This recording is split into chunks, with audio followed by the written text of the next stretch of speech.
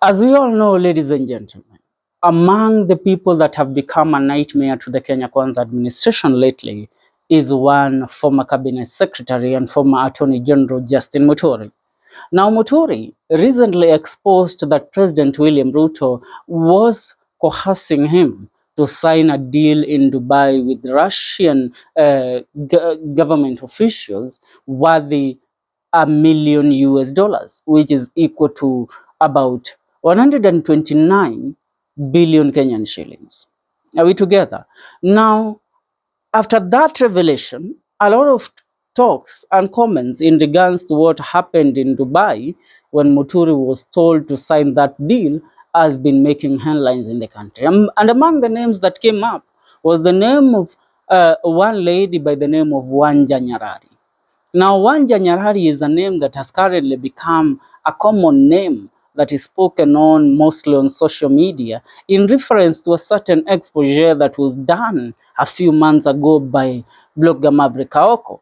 Now, Aoko claimed that Wanja Nyarari is linked to high-profile officials in the government of the day, and more so, linking her directly to one Professor Abraham Kithure Kindiki, the Deputy President of the Republic of Kenya. But she denied the allegation. Now she has come on to speak about how she was alleged to be on the convoy that happened to be in Dubai with Justin Muturi the time that he was being coerced by the president to sign the 129 billion Kenyan shillings. And I want to read the message that Wanja Nyarari has relayed to her fans through her social media pages.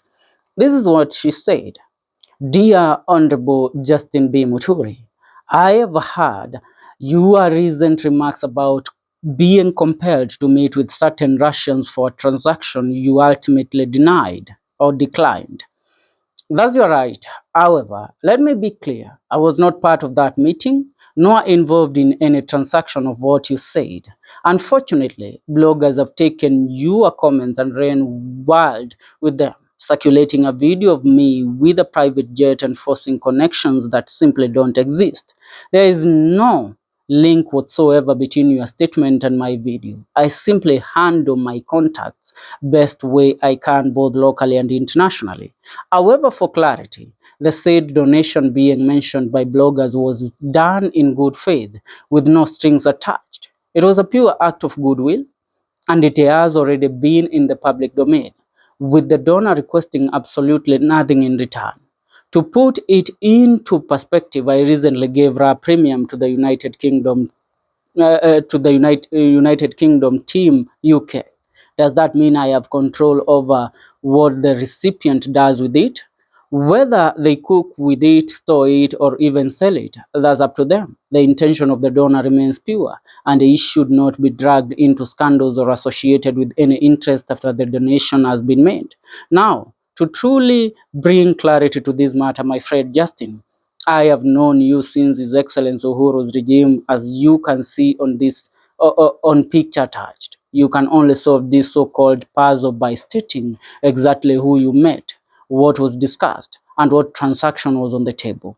Leaving it vague only opens the door for bloggers to speculate and drag innocent names into narratives that don't exist. So once again, if facts exist, bring them forward. If not, I respectively ask any bloggers to keep my name and my videos out of political innuendo and misinformation. No one displays illegal affairs on their timelines.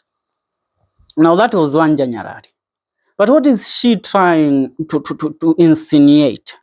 I mean, to the public, you are defending your point, but at the same time you are attacking the former cabinet secretary, telling him that it's about time you don't only make statements, you don't only make utterances, but you also come with evidence in support of what you say.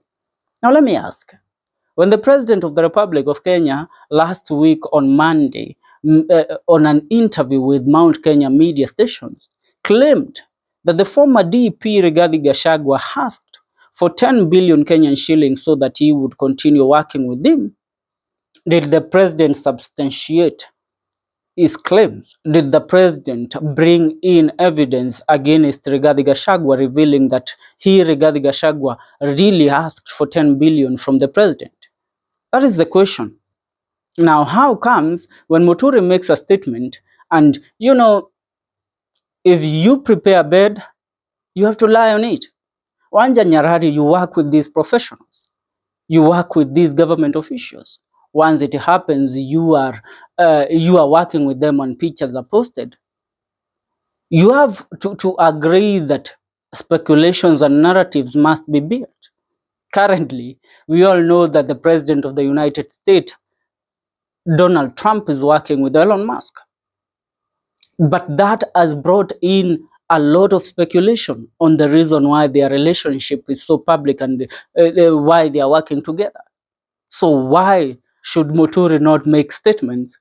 I mean, of all the people, could Muturi even know that somebody like Wanja Nyarari is being dragged into this mess? That is the question. But let's go back to speak about this deal of the Muturi and the Russians. You know what substantiates what Muturi said? He said that he refused to sign this deal because he wasn't told the reason why he was signing it. Now remember, Muturi, before putting a signature on a document, then as the AG, the Attorney General, is the principal legal advisor to the president and to the government of the day.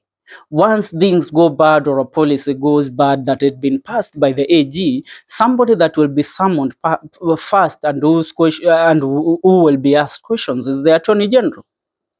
So in the year 2023, and at the beginning of 2024, the president and his wife were on, a charade where the most of the things that were paraded and most of the things that they were talking about was about climate change.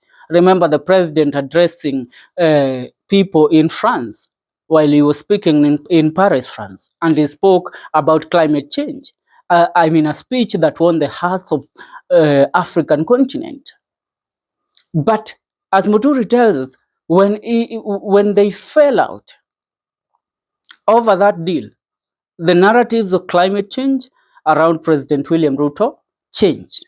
So tell me how, when we look at this story, we are not going to substantiate it with the happenings that have followed since Muturi got out as the AG.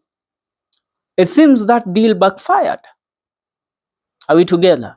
Now, Muturi is continuing currently to expose the government in a broader picture. Remember today, during the day, he revealed that his security, two police officers that were attached to him as privileges of him being a former Speaker of the National Assembly under the regime of President Uhuru Muigai Kenyatta, were withdrawn under the orders of the Inspector General of Police.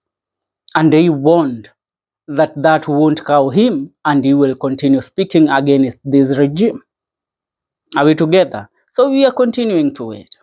But comments from Wanja Nyarari are some of the comments that were leaving out in these stories. Yes, she is trying to clear her name. But why defend while attacking? Because she is defending while attacking. If it was out of goodwill, she would have said, I and Muturi, I was never involved in that deal.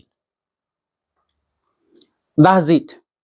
Not to say that Muturi made vague allegations without proof, because it wasn't Muturi who brought up the claims that you were involved.